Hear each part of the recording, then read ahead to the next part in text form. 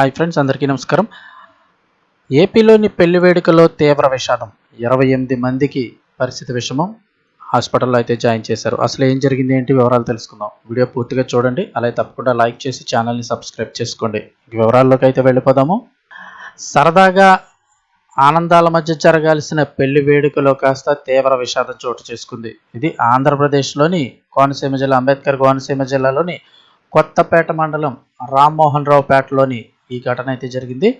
పెళ్లి విందు అంటే పెళ్ళి అయిన తర్వాత భోజనాలు ఏవైతే పెడతారో ఆ పెళ్లి విందులో అయితే కనుక ఈ యొక్క ఘటన జరిగింది. వివాహ వేడుక భాగంగా ఏర్పాటు చేసిన భోజనాలు తిన్న అతిథులందరూ కూడా ఒక్కసారిగా అస్వస్థతకు గురయ్యారు. ఫుడ్ పాయిజన్ కావడంతో సుమారు 28 మంది వాంతులు విరోచనాలతో ఇబ్బంది పడ్డారు. బాధితుల్లో చిన్నపిల్లలు, మహిళలు కూడా ఉండడంతో గ్రామంలో ఒక్కసారిగా కలకలం రేగింది. ఎందుకంటే చిన్నపిల్లలు ఉండడం చాలా ఇబ్బందిగా, ఏదైనా ఎఫెక్ట్ జరిగితే ఇమీడియట్గా వారి మీద ఎక్కువ ప్రభావం చూపిస్తుంది. బాధితుల పరిస్థితిని గమనించిన బంధువులు హుటాహుటిన వారిని వెంటనే చికిత్స నిమిత్తం కొత్తపేట ప్రభుత్వ ఆసుపత్రికి అయితే తరలించారు. సమాచారం అందుకున్న వెంటనే వైద్య సిబ్బంది రంగంలోకి దిగి బాధితులందరికీ కూడా అత్యవసర చికిత్స అయితే అందజేశారు. ప్రస్తుతం అందరి పరిస్థితి నిలకడగానే ఉందని, ఎవరికీ ప్రాణాపాయం అయితే లేదంటూ డాక్టర్లు అయితే ప్రాథమికంగా నిర్ధారించారు.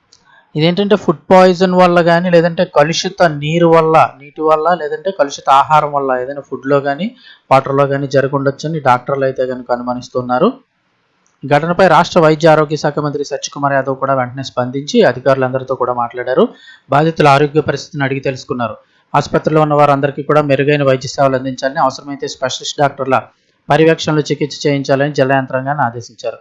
ఈ ఘటన వచ్చి అంబేద్కర్ కోనసీమ జిల్లా కొత్తపేట మండలం రామ్మోహన్ రావు పేటలో జరిగినటువంటి ఒక పెళ్లి వేడుకలో జరిగింది.